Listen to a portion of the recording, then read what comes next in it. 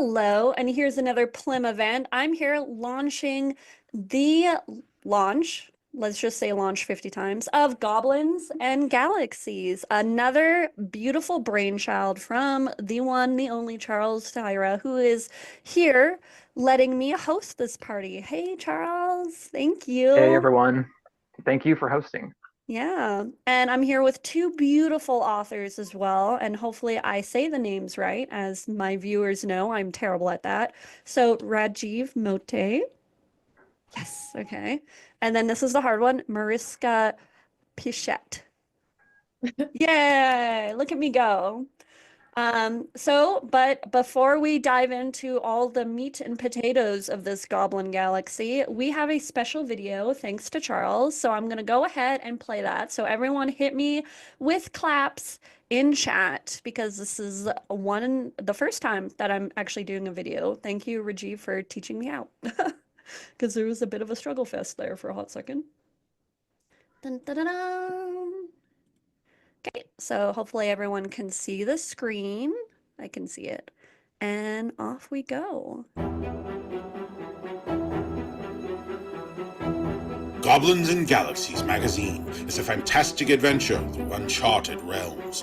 Get ready for a quarterly collection of tales showcasing the very best of new wave sword and sorcery, dark fantasy, and science fiction, while continuing to pay homage to the look and feel of turn-of-the-century pulp magazines.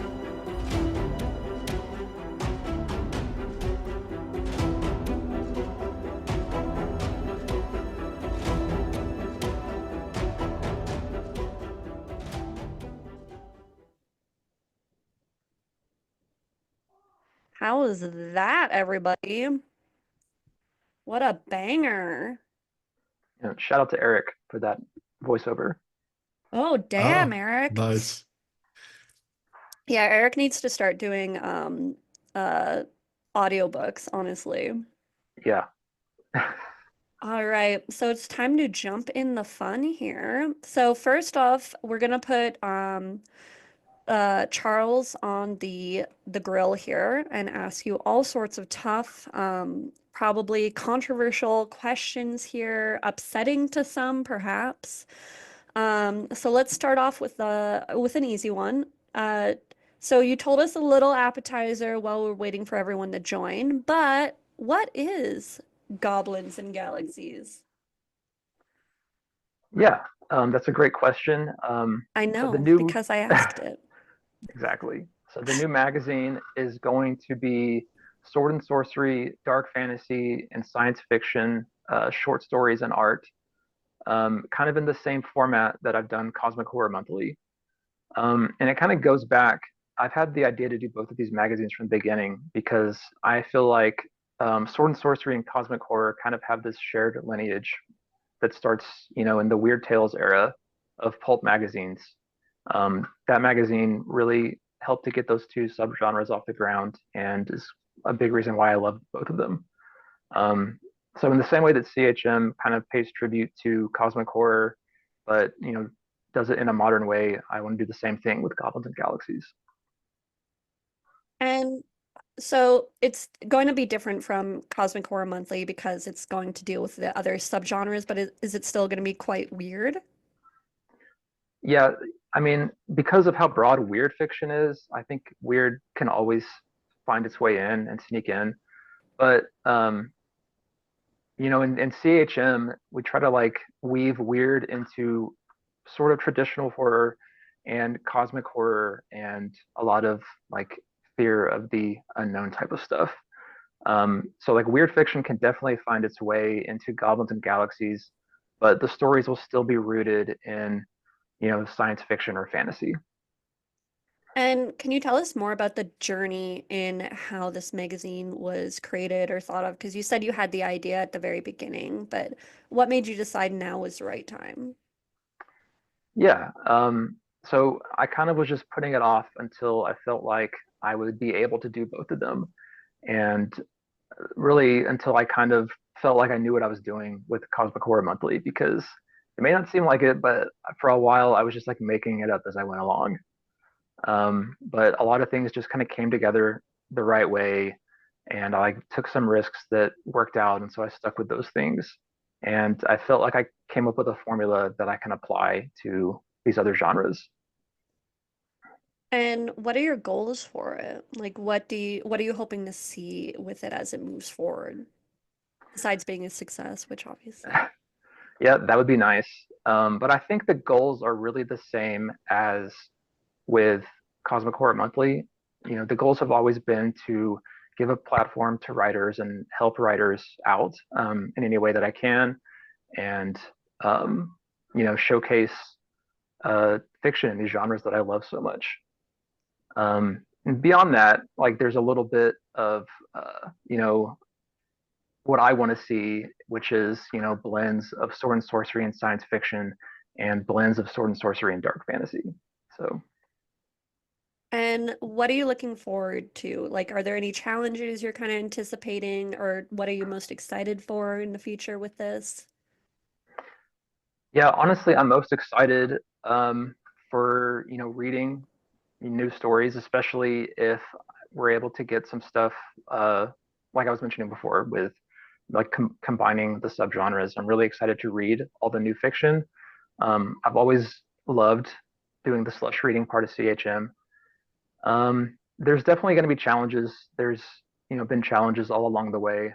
Um, you know, Distributing all these magazines because I plan to do the same thing that I've done with CHM, which is order all the magazines and then ship them out from my house. So we'll see how that goes. I mean, you have kids, right? Like child labor, maybe it's possibility, like small hands making busy work, you know? Yeah, but it's only on a volunteer basis. Fair, fair. We wouldn't want to pay the children, you know? They used to be more interested in helping when they were younger, actually. Now they're like, no, no thanks. Yeah, Um, so we're issue 1 is ready to go. You have the cover, which you can partially see behind me, and we have 2 of the authors here. So I'm going to do a quick little sidebar, and I want these authors to introduce themselves. So let's start with Mariska. Do you want to give a little intro? I'll share your socials here. Oh, sure. Thank you. Well, first of all, thank you, Charles. Thank you, Plim, and thank you, Rajiv. Looking forward to your story. I am a horror and fantasy and science fiction author. I just had my first story in the April issue of Cosmic Horror Monthly. I'm very excited about, and I have stuff sort of all over the place, but Cosmic Horror Monthly always been admiring what Charles has been doing with that magazine, and my story that's going to be in Goblins and Galaxies is sort of a dark fantasy horror labyrinth story. Nice. And if you aren't already following her, be sure to check out those links that I put in chat. And Rajiv? Yes, thank you, Plum. I'm Rajiv Moté. I'm a writer and software guy living in Chicago. And I also write fantasy, science fiction, horror, weird stuff, an occasional literary thing. But yeah, uh, I got a story published in Charles's Cosmic Horror Monthly way back, I think issue 31 or something like that. It was a yeah, story called Stag in Winter, and it was kind of inspired by Yellow Jackets, which I was binging at the time. So it was a lot of fun. And I'm so glad that Charles gave me the chance to get that out there. So the story I'm going to be reading is more classic swords and sorcery, a little bit of a modernization on that. It's called The Hexbreaker in the Rug. Nice. Beth and Holden both in love with Labyrinth horror, apparently. It's big. Well, I'm like, I binged Yellow Jackets too. Oh my God, was I so obsessed with that? The second season wasn't even on Netflix and I paid for it on Prime. I was like, I need this now. I'm a little ashamed to admit I couldn't wait for it, but Hey, it happens. so, what were you two excited for when you heard about this project coming out from the Charles Tyra? anything with goblins in the title, I'm already like I'm into it. We've seen so many, unfortunately, speculative fiction markets die recently, and we're starting to get a trickle back.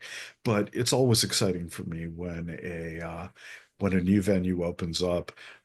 Cosmic Horror Monthly was so cool, and I love Charles's inspirations for what he's trying to do here. I mean, that was I'm old enough to have some of those copies way back.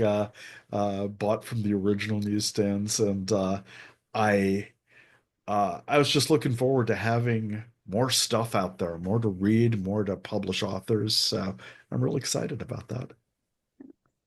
Now, so we obviously have two authors here, Tim Bloom in chat, also an author in issue 0, right, Charles? That is correct. Can you tell us more about the other stories in issue 0 then? Specifically calling out Tim so he feels embarrassed? No reason for him to feel embarrassed. I believe his story is going to be closer to the traditional sword and sorcery as well. Excited for that one. There's a couple more that lean towards dark fantasy. But with this first issue, it does kind of stick to, there's the three subgenres. They're not a whole lot of blending so far. But that's kind of what I was looking for the introduction. Nice.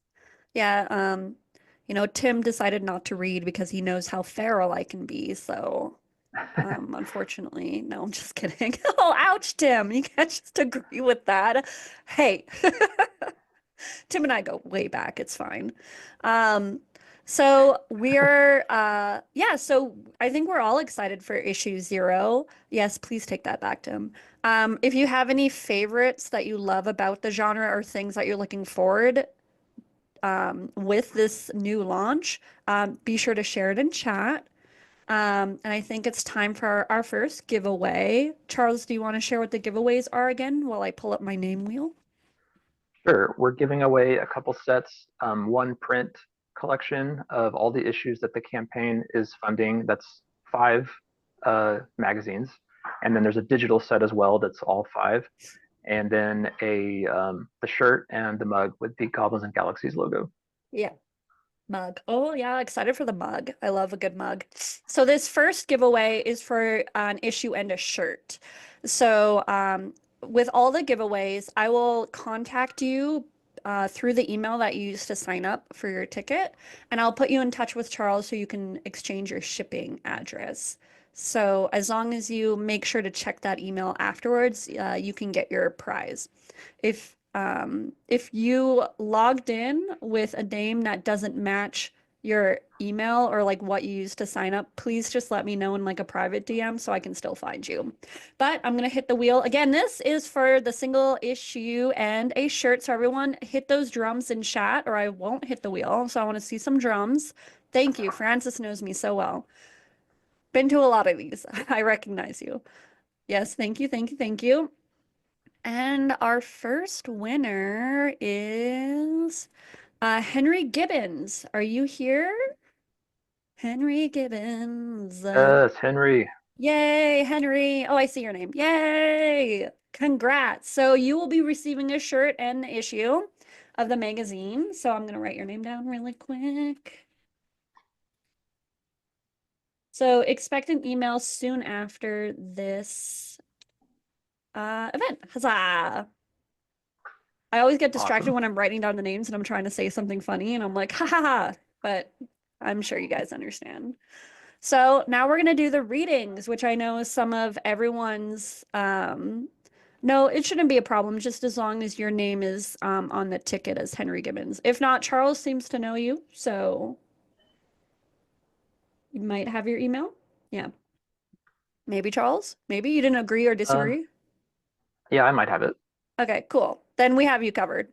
But now the readings, which everyone loves. So we have 2 readings today. And we're going to start off with Marisca. So first, can you tell us the title and the inspiration behind the story?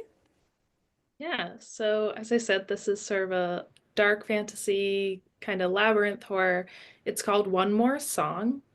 And I'm not sure that there was a concrete inspiration for the story besides the fact that I collect bones, and there's a lot Oh, of bones in the I like story. how you had that ready. You were Oh, like, yeah, I've here's got how many do you have on your desk right now? Where are those from? What animals? this is a bison jaw, this is a sheep jaw. Okay. These are rabbit jaw bones on my necklace, and we've got crab claw. Anyway, That's a I've got that's a a lot of big claw bones. though. It's really big. It's really big. It's like Is the that size from of like one of those coconut crabs or whatever they're called? maybe. I don't know. My mom got it for me. Your mom's like, here's a crab. My mom just keeps getting me ceramic roosters. I'm not sure why. I don't really care about ceramic roosters, but she keeps buying them for me. Those are scary in a different way. Yeah, it's like I don't know why, but they're in my kitchen now, so they're my kitchen chickens essentially. I love that. Yeah, fun fact, fun fact. Yeah, Eric, probably true. I don't know. Maybe it's her way of saying she thinks I'm a cock or something, you know, like a secret insult to the middle child. Who knows? Okay, hit us with that reading. Okay, I'm going to read the for 10 minutes, so it'll essentially be the first third-ish, well, about half the story. All right, one more song. Sai's voice always cracked near the collarbone. They had trouble folding the ribs closed, making them hold onto the heart and the lungs. The collarbone was the line between body and mind, the place where a song became a melody. Or maybe the melody became a song. They could never quite work out which held more meaning in the dark. When Sai's voice broke, the bones stilled. The tremblings of life just beginning to take hold left them, scuttling away across damp soil. Watching the bones collapse, Sai let their voice die with them. Another wasted effort. Meaningless song. Hunger filled them with pain. Blinking in the dark, Sai walked over to the pile of bones, nudging a horn aside with one toe.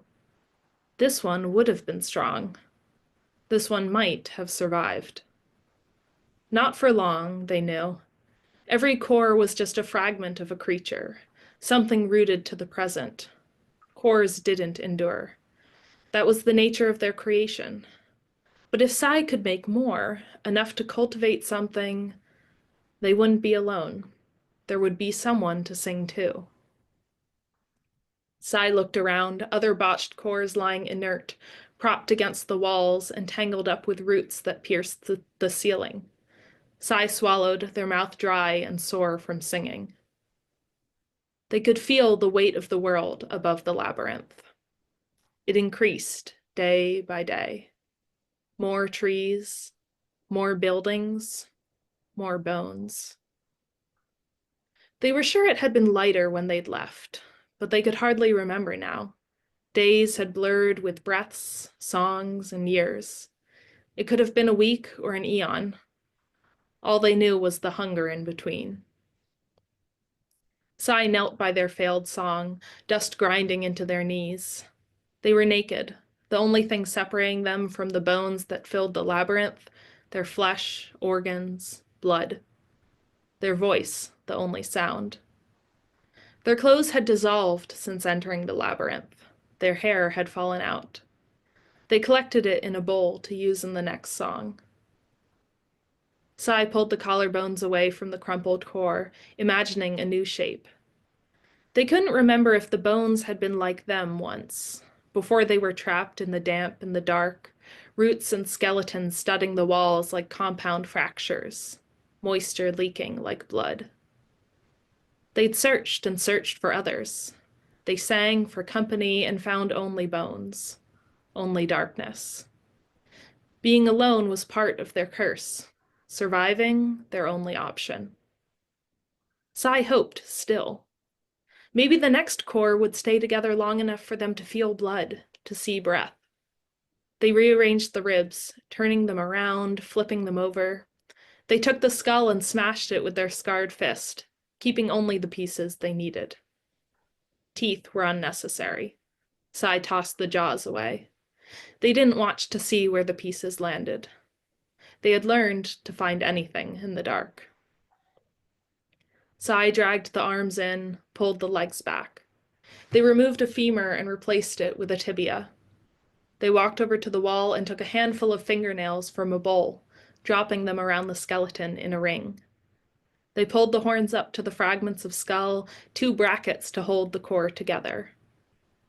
Hands empty, Sai stepped back. They drew a breath and started to sing. Their voice trembled through the low notes, pulsing with the rhythm of the labyrinth. The fingernails twitched. Sai's voice rose to match the thrum of the world above, carried down through roots and mud.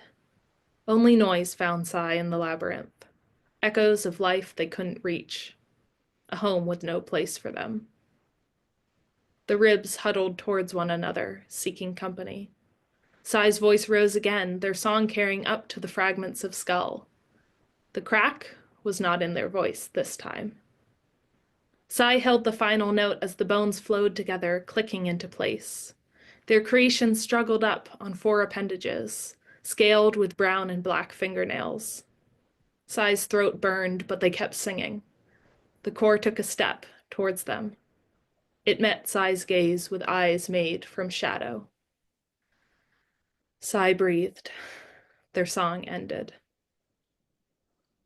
The core had no way to live more than a few minutes. It had no mouth, but holes riddled its shape.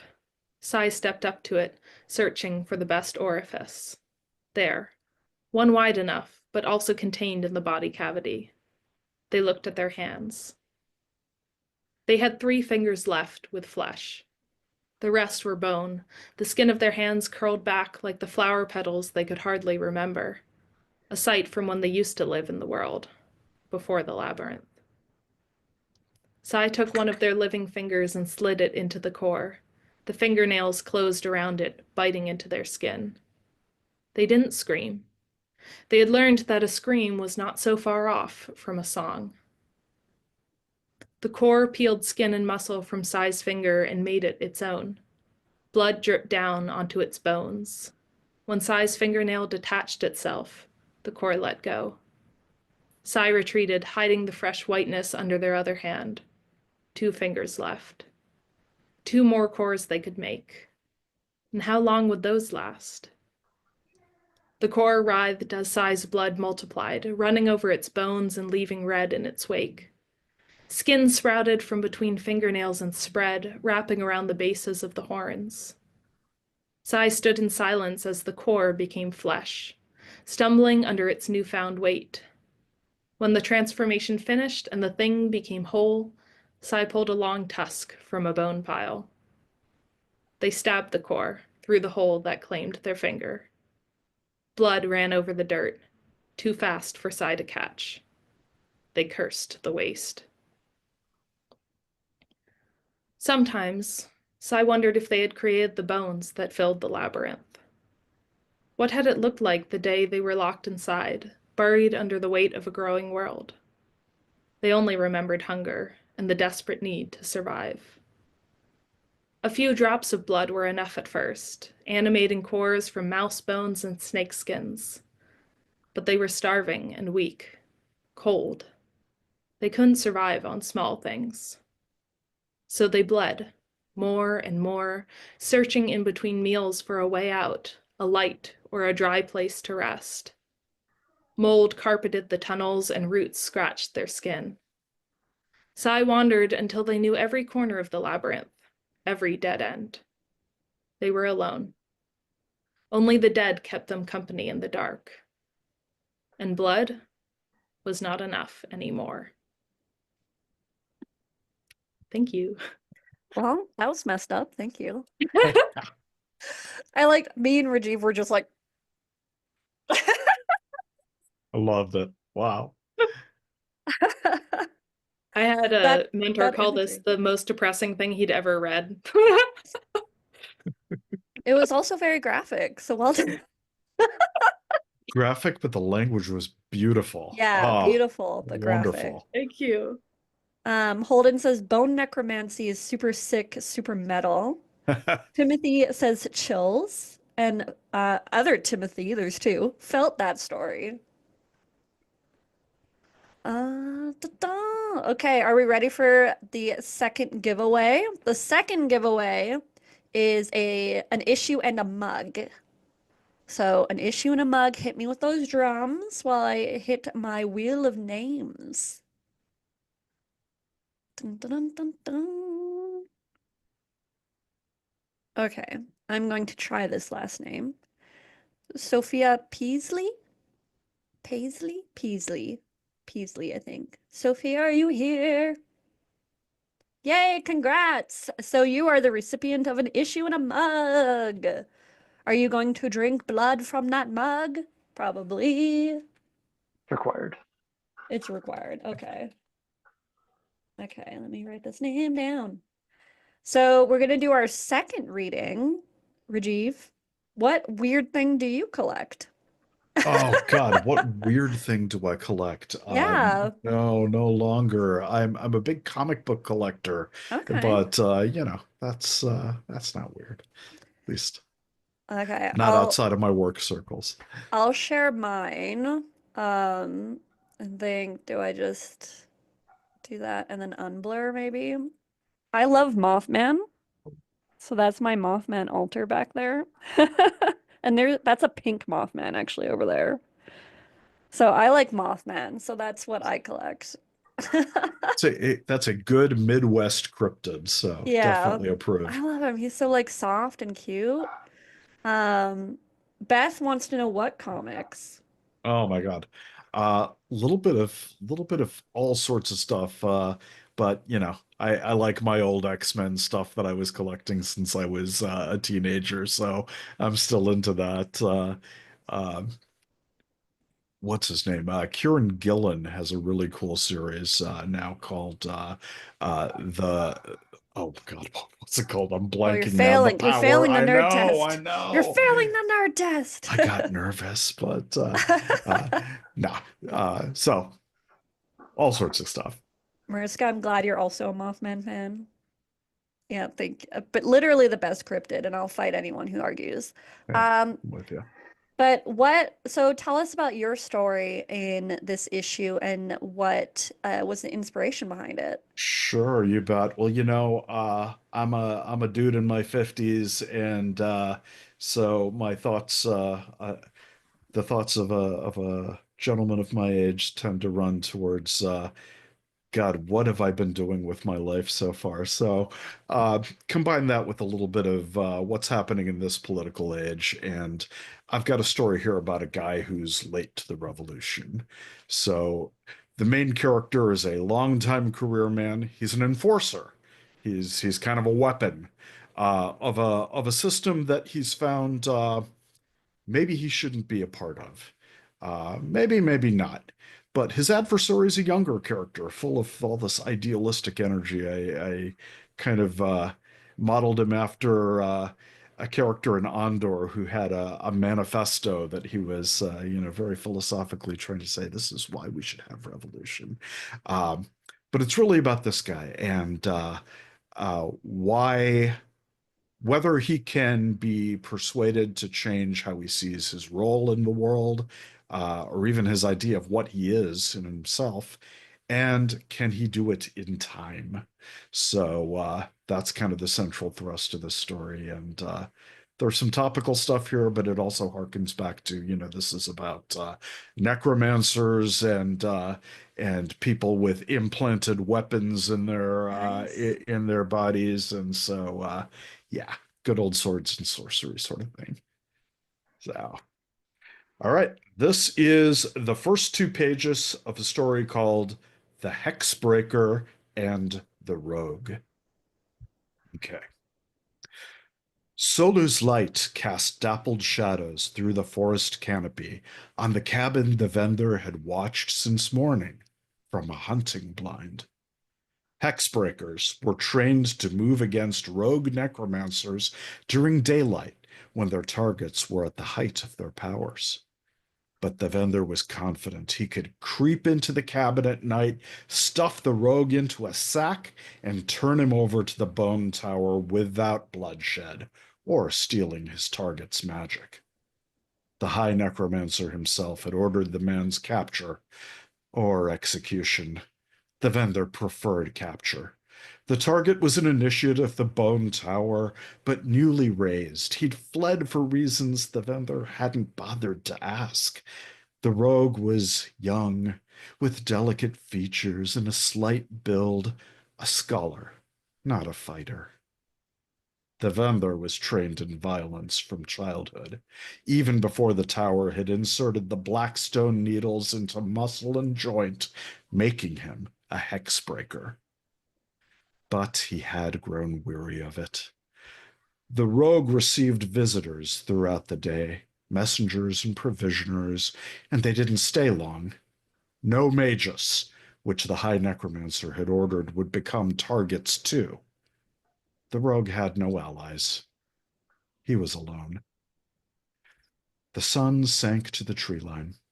Solu's light was brighter outside the Hoster Necromancer country, but still dimmer than what the vendor remembered from childhood. That was the way of memory. The past was bright, simpler. A man rode down the forest trail to the cabin. The newcomer was a fighter, armed with bow and spear. He conferred with the rogue, then took up a post in front of the cabin. Just one guard, but the rogue likely believed that a shout would wake him, and then his magic would settle any threat. But the tower sent a hexbreaker. Alas, there would be bloodshed after all. The vendor waited until deep night. It took only an arrow. The vendor felt no shame over killing from the shadows. A hexbreaker's pride was in completing the mission. Sometimes that meant clapping someone in irons. Sometimes it meant burning a village. At least he could use the guard's horse to carry the rogue back to the tower. The cabin door swung open without a creak. It paid to try the easy way. In his youth, the vendor played the fool, kicking in unbarred doors. Unlike in tavern tales, they seldom yielded to the first blow. Inside, the fire had died to embers. The pallet near it was piled with blankets. The vendor's sword was out, but he hoped a drubbing over the head with the pommel was the most he'd have to deliver. "If you try necromancy, it won't go well," he announced.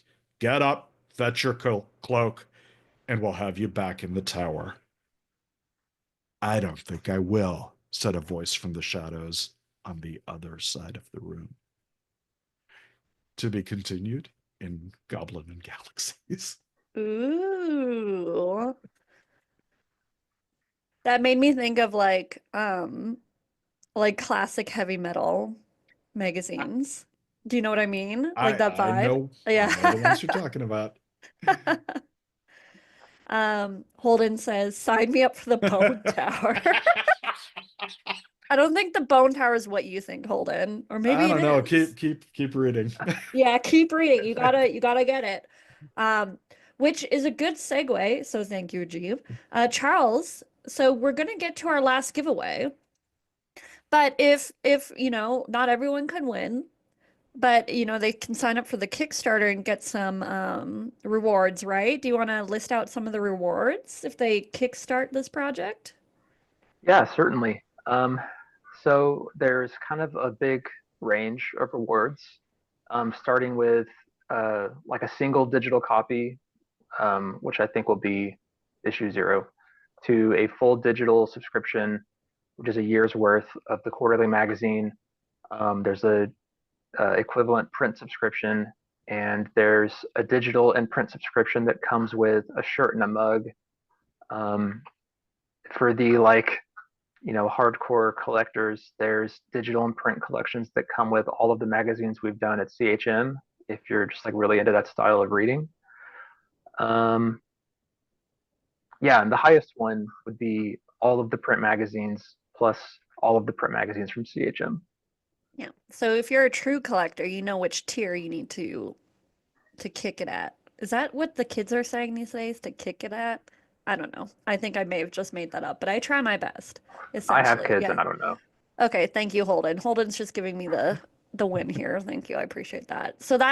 So our last giveaway, Tim, Tim, cut me some slack. I'm just trying my best here. Um, so our last giveaway is the biggest giveaway. This is the full set of issues. So this is for all the upcoming issues, right, Charles? So 0 and the first 4. Correct. A mug and a shirt. So this is the big boy here. So everyone hit me with your biggest drums that you have. I don't know what that means. Just do it. Play it like you're in the bone tower right now. You know what I mean? You know what I mean. Okay, let me hit this wheel. Maybe it's an easy name. Maybe it won't be yet. See, there's the bone. Thank you, Beth. Big call out to Beth. Our winner is Brian Pauls. Brian Pauls, you are the All right, big Brian. winner. If you're here, only people who are here can win. Oh, I see your name. Congrats, Brian. Well played, Brian. Yeah, well played. Well played.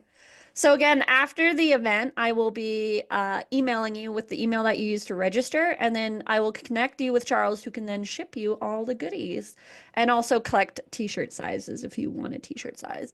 If you didn't win, you can still kickstart and still get these cool things. Check it out here.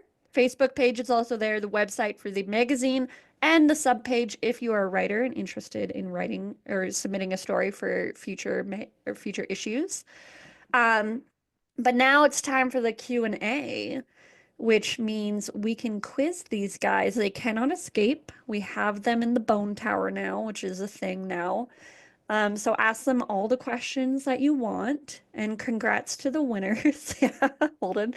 Yeah. One more thing about the reward tiers. Oh, because yeah. I don't know how clear I made this in the campaign. It hasn't, I don't know. But if you pledge today, you get for the print or digital, you get the issue 0 for free. Starting Nice. tomorrow, it'll be an add-on. Okay, so pledge today and get the free issue, which you've already heard excerpts of 2 stories. So if you want to get into the Bone Tower for free, pledge today. Yeah. Did you guys both know that your stories were all about bones, or was that just a coincidence? It's just the zeitgeist, man. Yeah, apparently. So I will Henry said I want a shirt. Is there any chance there'll be a mug add-on? Quick question to Charles. I believe I added those as add-ons. I'll have to double check. Okay. But so maybe. All right. Francis says, already backed the Kickstarter. Super excited. Thank you for your support, Francis, always. Eric asks, favorite sci-fi / sword and sorcery story pre-1950? That's a very specific question, Eric. Does anyone have a favorite pre-1950?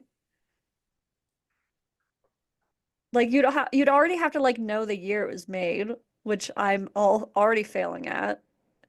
The only thing I can think of, and I don't know if it's a cop-out for sci-fi, is Frankenstein. No, that's a Definitely goat answer. That's a goat 1950. answer. Goat answer. Closing it down. No more questions. I'm just kidding. Charles, what about you? The I was trying to expert here. check Yeah, quickly checking. what's the year, but I think like 1950, most of my favorite pre-1950, yeah.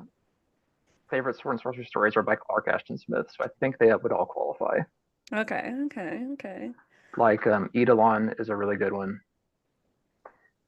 I And might have mispronounced that. maybe. I don't know. I'm not the expert of pronunciation here. We all know this. Steve, thank you for pledging today. Brian asks, this one's more broad. Brian Pauls wants to know, what's your favorite classic sword and sorcery story? No time constraints on this one. Mariska, do you want to start? I did the last one, Rajiv. Okay, Rajiv, yeah. Oh, wait, are we Just answering favorite. Yeah, favorite, yeah. Yeah, I answered in the chat. For me, it's okay. Elric of Melnibone all the way, and all of Michael Moorcock's stuff. And I have no idea why that hasn't become a huge franchise. It just seems so ripe for it. But yeah, that was what I came up with. No, that's fair. Yeah. Oh yeah, I see you did. Yep. Holden asks, Charles, do you think you're going to put in older S&S stories in G&G the way CHM has from the Crypt? Yeah, I definitely am going to include those, but I'm also looking at maybe alternating with some like um, like gaming stuff. Fair. And I think, Timothy, you asked a similar question. So if it's a throwback story in like in CHM, so I think those are same question. Eric agrees with the Dark Eidolon, however you say that. Eric says more cock. I think that is some sort of an insult to my mom's gifts to me, maybe. While other questions come in, I do want to ask my standard before I forget, since we're getting close on time. But I want to ask our lovely authors, what are you working on now? And if you have any future stories coming out. Rajiv, do you want to start us off? Oh yeah, yeah. Well, let's see. I do have some stories coming out. And well, one thing I should say is that this one is actually secretly part of a shared universe. I've got three other stories in this universe, and the first one I wrote there was called Epilogue. And it was like I love fantasy epilogues, epic fantasy epilogues. So I wanted to write something that sort of cheated. It had all of the emotional beats of that sort of nostalgic wrap up, but without having to write a multi-volume epic fantasy. And this story that's going to appear in Goblins and Galaxies, the Hexbreaker and the Rogue, that could be seen as the prologue. So it sets up some of the themes that are in this imagined story that I've got that hasn't been written, but has lots of little stories within it. So that's my big experiment, and I keep writing in that universe, even if I think, you know, I'm that was just kind of a lark. Um, but let's see, I've got in Pseudopod, the podcast Pseudopod is a horror podcast. There's a another current events uh, story called Other Tongue, which is kind of a weird horror piece about you know how Lovecraft did the language or the color out of space. This is the language that invaded from across the border. So yeah, uh, Cool. not too on the nose there. Uh, and I've had recently a kind of science fiction story in Neon Dystopia called The Dance of Narcissus and Echo. A bunch of this can Mm, be found through my socials and on my WordPress. So yeah, got a lot of stuff coming. nice. Mariska?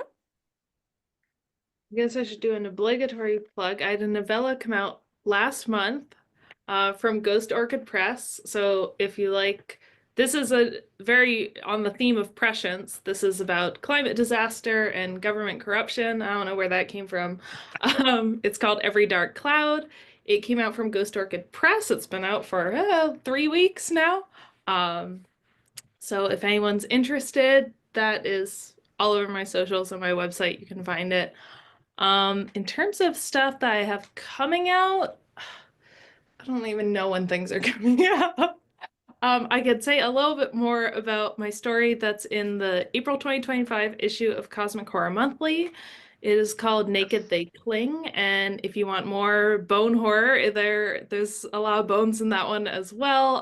It's crows, sort of crow society, and a nest that's I think a little bit like a labyrinth also.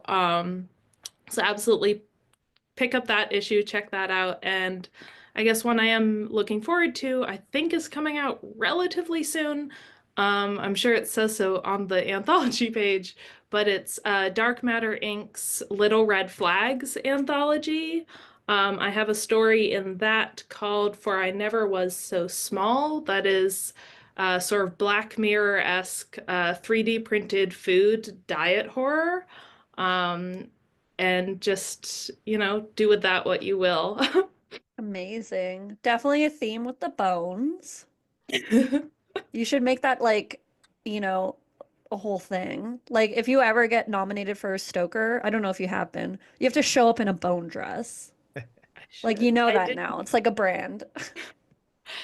I did. My poetry collection was nominated for the Stoker last year. Oh my God, I didn't congrats. make it, but it was a finalist, and I didn't go because it was all the way across the country. And I was like, I hope I don't win because I didn't go. Oh, imagine all the puns you could have made if you gone like, I have a bone to pick with these jury members or something. You know, it would have been good. It would have been good. Charles, besides obviously Goblins and Galaxies, is there anything else you're working on? Standard magazine stuff? Yeah, with magazines, the wheels kind of never stop turning. So we're working on putting together an awesome lineup for the next 6 months of CHM. And then I'm really kind of spending all of my free time on doing the best with the Goblins and Galaxies that I can. Yeah. Pretty exciting. I know when I heard about it, I was really excited, but I'm a huge sci-fi fan. So, a bit like obsessed, but it's okay. So it's kind of time to wrap up unless we have any last questions. I'm going to post again all the links for the magazine. So again, kickstart it today, get issue 0 for free, which again, you heard parts of 2 stories in there. We're all part of the Bone Club now. We all initiated.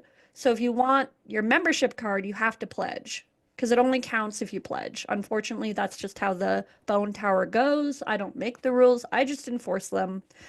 And I'm going to post the socials again, so make sure you follow these wonderful authors so you can keep track of when their newest stories come out, when their books come out, when they do cute things, if they start new weird collections, when Marisca gets more bones. Maybe Rajiv will start collecting bones, we don't know, you know. So make sure you follow them and show your support. Yeah, see more bones. I don't have any bones. I just have Mothman. But again, Charles, thank you for letting me host your event. This was a lot of fun. I always have so much fun hearing about all the things that everyone's getting up to, so I really appreciate it. Yeah, thank you, Plum, for hosting. This has been great. Yeah, Good and to see thank you. everyone. Yeah, thank you everyone for showing up on a Monday evening. Like, great way to start the week now, you know, just think about the bones going forward. When you're in like that really bad Zoom meeting with like your coworkers, just think about bones. And if you know of anyone who has missed this and they would love to hear these bone readings, I will be posting this on my YouTube channel, Plim Talks. So if you want to follow me to find out when that's released, you can follow me on my socials or author Plim. I will post this ASAP. I do have another event coming later this week, so if you want to go to another book launch and have a chance to win, be sure to show up. If not, that's cool too, but definitely show up. We're all part of the Bone Crew now. So last goodbyes, everyone, as we disappear into the various levels of boniness. Charles, thank you. Do you have any last words for our bone members? Kind of just thanks for everyone who's already supported. It means a lot. I've always felt CHM's readers are great, and I know there's a lot of overlap, and I'm really looking forward to meeting all the new readers. Awesome. So now everyone just say goodbye as we disappear into the bone pile.